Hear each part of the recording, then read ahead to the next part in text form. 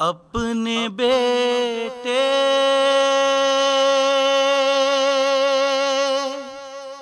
کی صفے ماتم بچھا لو فاطمہ،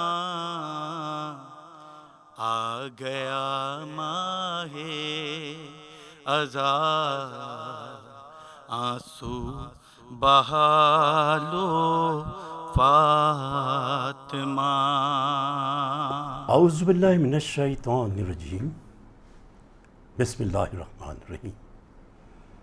پناہ مانگتا ہوں اللہ کی شیطان مردود سے۔ شروع کرتا ہوں اللہ کے نام سے جو بڑا مہربان اور مسلسل رحم کرنے والا ہے۔ قائم ٹی وی کراچی اسٹوڈیو سے آپ کا میزبان اقبال حیدر ندیم حاضر خدمت ہے اور سلام عرض کرتا ہے۔ ناظرین کرام، قائم ٹی وی نے محرم الحرام کی مناسبت سے آپ کے لیے ایک سلسلے وار پروگرام تاریخ کربلا پر ترتیب دیا ہے۔ اس پروگرام میں ہم تاریخ کربلا کے مختلف پہلوؤں پر گفتگو کریں گے۔ ناظرین کرام، واقعہ کربلا ہماری تاریخ کا وہ عظیم سانحہ ہے جس میں نواسہ رسول، جگر گوشہ بطول، فاتح خیبر کے پھول، بزم انسانیت کے روشن چراغ حضرت امام حسین علیہ السلام نے کربلا کے تپتے ہوئے صحرا میں اپنے 72 رفقا کے ساتھ اسلام کی آبیاری کے لیے اپنا سب کچھ قربان کر دیا، مگر دین اسلام پر آنچ نہیں آنی تھی۔ حسین آئے تھے جنگل میں گھر لٹانے کو، خود اپنے خون سے اسلام کو بچانے کو۔ کسی نے یہ بھی نہ پوچھا ستم گروں سے قمر، مٹا رہے ہو محمد کی کیوں گھر آنے کو۔ ناظرین کرام، اس وقت ہمارے درمیان اس ملک کے ممتاز عالم دین، مفسر قرآن، بے شمار کتابوں کے خالق عالی جناب حضرت علامہ رضی جعفر نقوی صاحب قبلہ تشریف فرما ہیں۔ آئیے اس موضوع پر ان سے کچھ بات چیت کرتے ہیں۔ السلام علیکم۔ وعلیکم السلام، مزاج علی۔ آپ کا مزاج علی۔ شکریہ، سب سے پہلے میں قائم ٹی وی کی جانب سے آپ کا شکریہ ادا کرتا ہوں جزاک اللہ، سلامت کہ آپ نے اپنی گوناگون مصروفیات میں سے ہمیں کچھ وقت دیا۔ سلامت رہیں۔ قبلہ واقعہ کربلا کو رونما ہوئے تقریباً 14 سال بیت چکے ہیں۔ آج سے 14 سال پہلے سن 61 ہجری میں یہ واقعہ ہوا، مگر آج بھی دنیا کے چپے چپے میں اس کا ذکر ہوتا ہے، اس کا ہم دن مناتے ہیں 10 محرم کو۔ تو اس وقت جو سن 61 ہجری میں وہاں کے سیاسی حالات تھے وہ کیسے تھے، اور صرف امام حسین اسلام سے کیوں بیعت مانگ رہے تھے وہ، اور اس کے بعد امام حسین نے مدینہ چھوڑنے کا فیصلہ کیوں کیا؟ اعوذ باللہ السمیع العلیم من الشیطان اللعین الرجیم، بسم اللہ الرحمن الرحیم، الحمد للہ رب العالمین، والعاقبۃ للمتقین، والصلاۃ والسلام علی سیدنا و نبینا ابی القاسم محمد اللہم صلی اللہ وآلہ الطیبین الطاہرین المعصومین واللعنۃ علی اعدائہم اجمعین۔ اما بعد، فقد قال اللہ سبحانہ وتعالی فی محکم کتابہ الکریم وقولہ الحق، بسم اللہ الرحمن الرحیم، فذکر بایام اللہ۔ قرآن مجید میں اعلان ہے کہ اللہ کے جو خاص دن ہیں ان کو یاد کرو، یاد دلاؤ۔ الحمدللہ قائم ٹی وی نے انہی ایام میں جو خاص اللہ کے ایام ہیں، جن ایام میں اللہ کے لیے خاص قربانی پیش کی گئی، اور وہ قربانی تاریخ انسانی میں وہ بے مثال قربانی ہے کہ نہ اس سے پہلے ویسی قربانی پیش کی گئی نہ اس کے بعد پیش کی گئی۔ بے شک۔ سرکار سید الشہداء امام حسین علیہ السلام 3 شعبان سن 4 ہجری کو دنیا میں تشریف لائے۔ پیغمبر اسلام کی ایک شریک حیات جناب ام سلمہ کہتی ہیں کہ جب نومولود دنیا میں آیا اسے پیغمبر کے آغوش میں دیا گیا، پیغمبر نے سینے سے لگایا، رخسار کو چوما، پیشانی کا بوسہ لیا، بہت خوش تھے، بہت خوش تھے، بار بار چھاتی سے لگاتے تھے، بار بار پیار کرتے تھے۔ میں کسی اور کمرے میں چلی گئی کام کرنے، تو مجھے پیغمبر کے رونے کی آواز ہے، پیغمبر اتنی بلند آواز سے رو رہے ہیں کہ میں دوسرے کمرے میں ان کے رونے کی آواز سن رہی ہوں. اسی لیے شاید چھٹے امام حضرت جعفر صادق علیہ السلام فرماتے ہیں کہ میرے جد حسین پر یوں گریا کرو جیسے ایک ماں اپنے جوان بیٹے پر گریا کرو. تو میرے پیغمبر کے رونے کی آواز سن کے گھبرا کر آئی تو دیکھا پیغمبر کی آنکھوں سے آنسو جاری ہیں, رو رہے ہیں. حسین کو چمٹاتے ہیں پھر روتے ہیں. میں نے کہا اللہ کے رسول ابھی تو آپ اس بچے کے ساتھ اتنے خوش تھے, اب اتنے غمگین ہیں. اور میں ہاں جبریل امین آئے تھے, انہوں نے مجھے خبر دی کہ میرا یہ نواسا کربلا کی سرزمین پر 3 دن کا بھوکا پیاسا شہید کیا جائے گا اور میری امت قتل کرے گی. تو میں اس بات کو سن کر رو رہا ہوں. تو یہ بات امام مظلوم کی پیدائش کے دن طے ہو گئی تھی کہ شہید کیا جائے گا. شہید کیا جائے. اور امام مظلوم اس کے لیے آمادہ تھے, تیار تھے, آنا سے سن چکے تھے کربلا کی سرزمین ہوگی. وقت گزرتا گیا, پیغمبر اسلام دنیا سے گئے. پھر ایک دور آیا جب امیر المومنین کو خلافت قبول کرنی پڑی.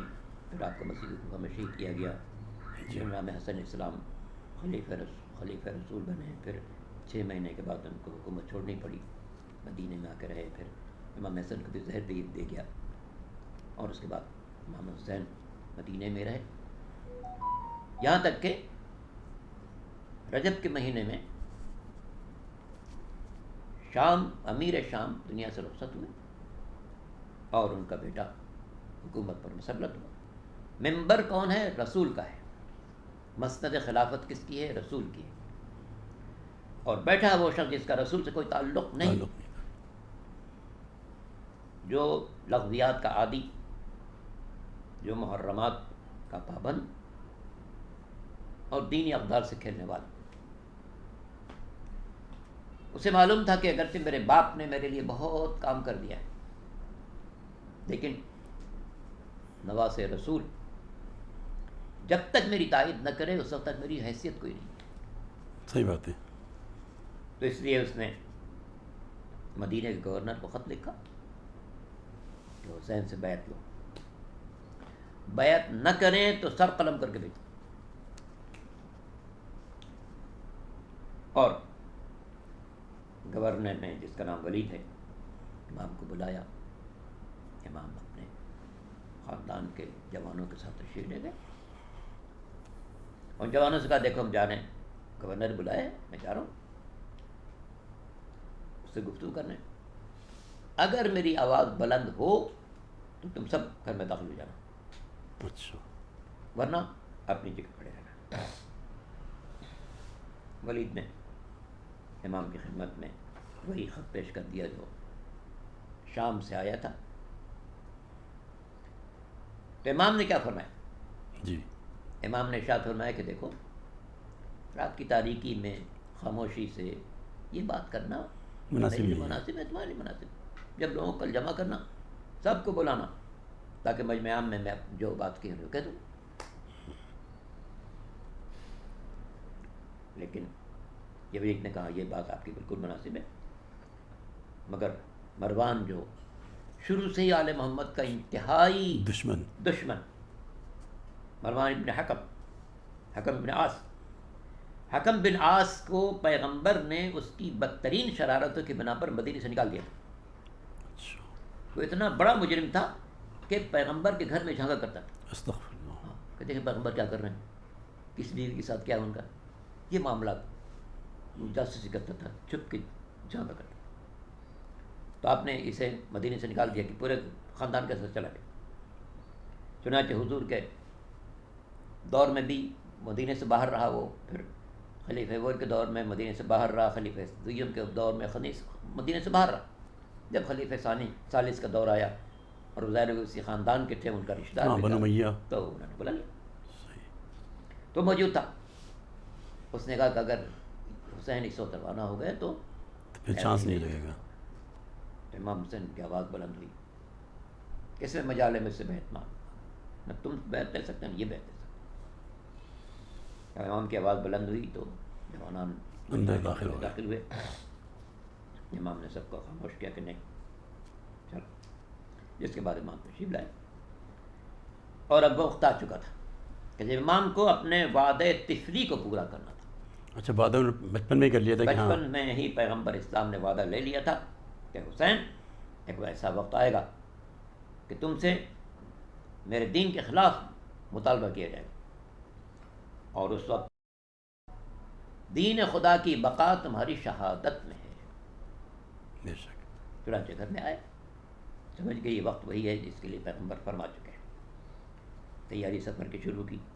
جناب ابو حنیفہ کو وصیت لکھی اچھا کیونکہ امام مولائے کائنات کے بیٹوں میں سب سے بڑے امام حسن, پھر امام حسین, پھر جناب محمد ابن حنفیہ. بے شک.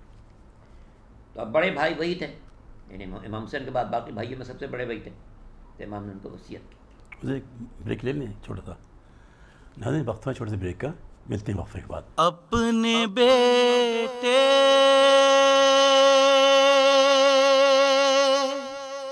کی صفے ماتم بچھا لو, فاطمہ آ گیا ماہ ازاں, آنسو بہا لو فاطمہ. ہماری گفتگو وہیں سے شروع ہوتی ہے جہاں سے منقطع ہوئی تھی. جی حضور آپ ارشاد فرما رہے تو تھے. میں کہہ رہا تھا کہ جناب محمد ابن حنفیہ کو جو امام حسین کے چھوٹے بھائی تھے جی. اور باقی بھائیوں میں سب سے بڑے تھے, ایک وصیت نامہ لکھ کیا. اس میں یہ لکھا انی لم اخرج اشرا ولا بطرا ولکنی خرجت لطلب الاصلاح فی امت جد رسول. میں نے کسی برائی کے لیے نکلنا ہوں, نہ کسی بڑائی کے لیے نکلنا ہوں, نہ تکبر کے لیے, نہ غرور کے لیے. میں اپنے نانا کی امت کی اصلاح کے لیے نکلنا ہوں. صحیح. لآمر بالمعروف وانہی عن المنکر, تاکہ میں نیکی کی طرف لوگوں کو ہدایت کروں اور برائی سے ان کو روکوں. یہ اس میں پھر وصیت نامہ کے تمہیں اس میرے بات کیا کرنا, یہ سب لکھ کے محمد ابن حنفیہ کے سپرد کیا. محمد ابن حنفیہ نے پوچھا بھائی سے کہ آپ کہاں کہہ رہا تھا؟ تو فرمایا کہ جو وعدہ کہا ہے وہاں کے لیے جا رہا ہوں. انہوں کو کچھ مشورے دیے کہ آپ یمن چلے جائیں, یمن کے لوگ بہت زیادہ عقیدت مند ہیں اور وہاں آپ زیادہ محفوظ رہیں گے. امام نے فرمایا کہ نہیں, میری شہادت کی جگہ معین ہے, کربلا ہے. وہ کربلا. بے شک. چنانچہ پھر محمد ابن حنفیہ کو وصیت کر کے کہا کہ جہاں میں وہیں جا رہا ہوں جہاں کے لیے نانا مجھ سے فرما چکے ہیں. اس کے بعد پھر میں سفر کی تیاری شروع کی. جناب ام سلمہ انہوں نے دیکھا کہ سفر کی تیاری ہو رہی ہے, کیا وجہ؟ ایک راوی جو اسی دن مدینے میں آیا تھا شہر سے باہر, جی جی. وہ کہتا ہے کہ میں نے پورے مدینے کو انتہائی سوگ کے عالم میں دیکھا, انتہائی غمزدہ دیکھا. میں نے لوگوں سے پوچھا بھئی یہ لوگ کیا ماجرا ہے آج اتنے, ہر شخص اتنا غمزدہ کیوں رہا نظر آ رہا؟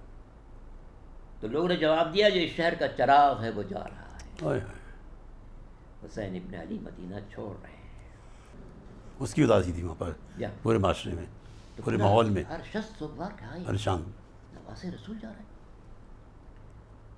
نواز رسول سے بیعت کا مطالبہ اسی وجہ سے تھا کہ اور لوگ کسی کی کوئی حیثیت نہیں تھی. عبداللہ ابن عباس تھے, عبداللہ ابن زبیر تھے, عبداللہ بن عمر تھے, یا عبداللہ ابن عمر بھی تھے, مگر مانگی تو ان سے بھی تھی بیعت. نواز رسول اور ہیں, مانگی تو ان سے بھی بیعت تھی کہ ان سے بھی مانگو, ان سے بھی لو. عبداللہ ابن زبیر سے بھی جو چھپ کے رات روانہ ہو. انہوں نے مشورہ بھی دیا تھا امام حسین کو کہ یار آپ بھی کہیں نکل لیں, ہاں, نہیں تو آپ کو یہ قتل کر دیں گے. لیکن سب کو معلوم تھا کہ اصل بیعت حسین کی ہے. حسین نے مان لیا تو ساری دنیا مان لے گی, حسین نے مانا تو ساری دنیا نہیں مانے گی. اس لیے امام کے لیے تو ممکن ہی نہیں تھا جس طرح سے کوئی الہی نمائندہ کسی ظالم کی بیعت نہیں کر سکتا. نہ جناب نوح نے اپنی بدسرش قوم کی بیعت کی, نہ ابراہیم نے نمرود کی بیعت کی, نہ جناب موسیٰ نے فرعون کی بیعت کی, نہ جناب عیسیٰ نے قوم یہود کی بیعت کی, بالکل. نہ پیغمبر نے مکے کے ابو جہل و ابو لہب و ابو سفیان کی بیعت کی, نہ مولائے کائنات نے منافقین کی بیعت کی. بیعت کا کوئی سوال نہیں تھا. یہ جو بیعت کا مطلب کیا ہوتا ہے؟ بیعت کا مطلب میں نے اپنے آپ کو بیچ دیا، اب جو یہ کہیں گے وہی ہوگا، میں وہی کروں گا سارا. جیسے سرکار دو عالم حضرت محمد مصطفیٰ صلی اللہ علیہ وسلم نے اعلان رسالت فرمایا. مکہ کی 13 سالہ زندگی خاموشی کی زندگی تھی، مدینہ میں تشریف لائے تو کفار و مشرکین کے سے جنگوں کا سامنا کرنا پڑا. اس موقع پر پیغمبر نے بیعت لی. صحیح ہے. بیعت لی کہ جب موقع آئے گا تم دفاع اسلام کے دفاع کے لیے جان کی بازی لگانی پڑے گی تمہیں. لگانی پڑے گی. بیعت تم اپنے آپ کو بیچ رہے ہو پیغمبر کے ہاتھ. صحیح ہے. اب جو پیغمبر کہیں گے وہی کرنا پڑے گا. کرنا پڑے گا. پیغمبر میدان میں جنگ میں جانا کہے تو جانا پڑے گا. بے شک. تو بیعت کا مطلب ہوتا ہے اپنے آپ کو بیچ دینا. تو یہ ممکن نہیں ہے کہ وہی الہی نمائندہ کسی بدسرشت انسان کے ہاتھوں اپنے آپ کو بیچ دیں جو چاہو کرو. تو اسے بیعت کا کوئی سوال نہیں تھا. صحیح. تبری کا ایک جملہ ہے کہ ان فی جنب الحسین جنب ابی، حسین کے پہلو میں اپنے باپ کا دل ہے. جس طرح ان کے باپ نہیں کسی سے بیعت کر سکتے تھے نہ حسین کسی سے بیعت کر سکتے تھے. اور امام نے فرمایا کہ نہ مثلی لا یباع مثلہ، میرے جیسا اس جیسے کہ کیسے بیعت کر سکتا ہے. تو امام حسین سفر کی تیاری شروع کی. جناب ام سلمہ نے دیکھا تو پریشان ہوئی. انہی کا تذکرہ گزرا ولادت کے خبر میں. یہی پیغمبر کی ازواج میں جناب خدیجہ کے بعد سب سے محترم زوجہ، بے شک. اور یہی خاندان رسالت کے تمام افراد کی بہت زیادہ دلجوئی اور خدمت کرنے والی تھی. یہ واقعی کے بارے میں حیات تھی ماشاء اللہ سے. جی سن 62 میں ان کا انتقال ہوا ہے. جی. تو انہوں نے تیاری دیکھی، پریشان ہیں، سب تیاری کر رہے ہیں. جناب زینب تیار ہو رہی ہیں، کلثوم تیار ہو رہی ہیں، رباب تیار ہو رہی ہیں، جوانان تیار ہو رہے ہیں. کیا ماجرا ہے؟ کہاں کا ارادہ ہے؟ پوچھا انہوں نے، بیٹے کیا ارادہ ہے؟ کہاں جا رہا ہوں. کہاں کا ارادہ؟ کہا عراق جاؤں. بیٹا عراق کا نام مت لو، میں نے تمہارے نانا سے سنا کہ میرا نواسا عراق کی سرزمین پر کربلا میں شہید کیا. اور میں نانی جان، نانا نے جو کچھ کہا ہے وہ ضرور پورا ہوگا. اور اے نانی جان، نانا نے آپ کو تھوڑی سی مٹی دی تھی کربلا کی، اور انہوں نے کہا تھا کہ اس مٹی کو اپنے پاس رکھنا، جب تک یہ مٹی رہے سمجھنا حسین زندہ، اور جب یہ مٹی خون تازہ میں تبدیل ہو جائے سمجھ لینا حسین شہید کر دیا. اے نانی جان، تھوڑی سی مٹی نانا نے آپ کو دی ہے اور تھوڑی سی مٹی میں دیتا ہوں. اچھا. آپ نے دس مبارک یوں اعجازی شان سے بڑھایا، ساری زمینیں پست ہو گئیں، کربلا کی زمین سامنے آ گئی. امام نے کربلا سے کچھ مٹی اٹھائی، جناب ام سلمہ کے سپرد کر دی. اسے رکھیے. ایک شیشے میں اس مٹی رکھیے جس میں جو پیغمبر نے دی تھی، دوسرے شیشے میں یہ رکھ دیے جو میں دے رہا ہوں. جب تک کہ مٹی رہے سمجھیے گا حسین زندہ ہے. اس کے بعد سفر کی تیاریاں شروع ہو گئیں. ایک بیوی سوار ہونے لگی. ام فروہ سوار ہوئی، جناب قاسم آگے بڑھے، ماں کو سوار کیا. جناب لیلہ سوار ہوئی، اکبر آگے بڑھے، ماں کو سوار کیا. جناب ام کلثوم کی باری آئی، عباس دلاور آئے، سوار کیا. اب بیویاں جب سب سوار ہو گئی تو آخر میں کربلا کی شہید دل خاتون ثانی زہرا جناب زینب کبریٰ سلام اللہ علیہ کے سوار ہوئی. راوی کا بیان ہے کہ اس دن جناب عباس کی بے چینی دیکھنے کے قابل تھی. ہر طرف جوانوں کو، غلاموں کو، خدمتگاروں کو تاکید کر رہے تھے کہ دیکھو خبردار کوئی نزدیک نہ آنے پائے. ہر طرف پردے کا پورا اہتمام کرو، چادریں تان دو، کسی کو قریب نہ آنے دینا، اس لیے کہ علی کی بڑی بیٹی سوار. اللہ اکبر. کیا آنند ہوگا جس وقت زینب اس اہتمام کے ساتھ سوار ہو رہی. اور پھر جب جناب زینب کے سوار ہونے کا وقت آیا، امام حسین خود آگے بڑھے، جناب زینب کو سوار کرا. میں سمجھتا ہوں کہ جب کربلا سے ان بیویوں کو جانے کا وقت آیا ہو تو یقیناً ہر بیوی کو اپنا لال یاد آ رہا. ام فروہ نے کہا قاسم مدینے سے کس شان سے سفر کیا. لیلا نے پکارا ہوگا اے علی اکبر مدینے سے کہ اہتمام سے تم ہمیں روانہ کر رہے تھے. جناب میں کلثوم نے آواز دی کہ عباس پردے کے ہمارے محافظ، تم نے ہمیں سوار کرایا تھا، آؤ. اب کلثوم کربلا سے جا رہی ہے. جناب زینب نے حسین کو پکارا ہوگا بھیا حسین جب میں مدینے سے چلی تھی آپ نے مہار تھامی تھی اور مجھے سوار کرا. اب یہ کوفہ جا رہی ہے، کوفہ کی سادم میں جا رہی ہے، بازو میں رسی باندھی گئی ہے. ناظرین کرام قدر غور کیجیے گا، آج کے اس دور میں اگر کسی شریف خاتون کو رسیوں میں باندھ کر بازاروں سے گزارا جائے تو ساری دنیا حیرت زدہ ہوگی. اہل غیرت اپنا سر پیٹیں گے، ارے کیسا غضب ہو رہا ہے، اتنی شریف خاتون کو رسیوں میں باندھ کر بازاروں سے گزارا جائے. مگر ہائے کوفہ و شام، وہاں کوئی ایسا نہ تھا جو لوگوں سے کہتا کہ یہ جن کو رسیوں میں باندھ کر لے جا رہے ہو یہ رسول کی نواسیاں. اور اعلان بھی ہو رہا تھا ہاذہ صبایا من بنات رسول اللہ، یہ رسول کی اولاد ہے جسے رسی میں باندھا گیا. تو جناب زینب بھی سوار ہو گئی، ام کلثوم بھی سوار ہو گئی، قافلہ روانہ ہوا. امام مظلوم اسی شاہراہ سے چلے جو عام شاہراہ تھی مکہ اور مدینہ کے درمیان. کچھ لوگوں نے مشورہ بھی دیا تھا کہ آپ کسی اور راستے سے جائیں، ایسا نہ ہو کہ دشمن آپ کا سامنا کرے، آپ کو گزن پہنچائے. کہا نہیں، میں اسی راستے سے جاؤں گا جس سے سب جا رہے ہیں. چنانچہ امام مظلوم کمال اطمینان کے ساتھ، کیونکہ معلوم ہے میں کہاں جا رہا ہوں، مکے کی طرف جو آپ کا سفر ہے وہ ایک مختصر مدت کا سفر ہے کہ امام جانتے ہیں کہ مجھے مکے میں کچھ دن قیام کرنا ہے، وہاں سے کربلا کی طرف جانا ہے. اس لیے جس راستے سے تمام لوگ جا رہے تھے اسی راستے سے امام چلیں، تاکہ یہ نہ ہو کہ خوف کی بنا پر جا رہے ہیں، نہیں، مقصد کی تکمیل کے لیے جا رہے ہیں. حسین کا یہ سفر خوف و ہراس کا سفر نہیں ہے، مقصد کی تکمیل کا سفر ہے. جس جگہ کے لیے سرکار دو عالم فرما چکے تھے اسی کی طرف جانے کا ارادہ ہے. جس مقصد کو پیغمبر نے بچپن سے واضح کیا تھا اسی مقصد کی تکمیل کے لیے حسین ابن علی مدینے سے روانہ ہو رہے ہیں. کتنا عجیب ہے منظر. آج سے 50 سال پہلے، آج سے 60 سال پہلے پیغمبر مدینے آ رہے تھے دین کو بچانے کے لیے، اور آج 60 برس کے بعد پیغمبر کا نواسا مدینے سے جا رہا ہے دین کو بچانے کے لیے. سبحان اللہ. ہمارے آج کے پروگرام کا وقت اب ختم ہوا چاہتا ہے. انشاءاللہ یہ سلسلہ کل بھی جاری رہے گا اور ہم اپنی گفتگو یہیں سے دوبارہ سے شروع کریں گے. حسین صبر کا تیرے کوئی جواب نہیں، سہے و ظلم کے جس کا کوئی حساب نہیں. ناظرین کرام، تاریخ کربلا اس سلسلے کا یہ پہلا پروگرام تھا. کل ہم اس گفتگو یہیں سے شروع کریں گے اس دعا کے ساتھ.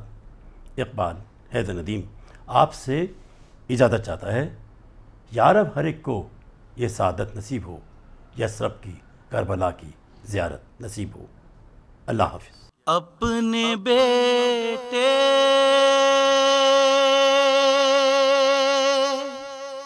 کی صفے ماتم بچھا لو، فاطمہ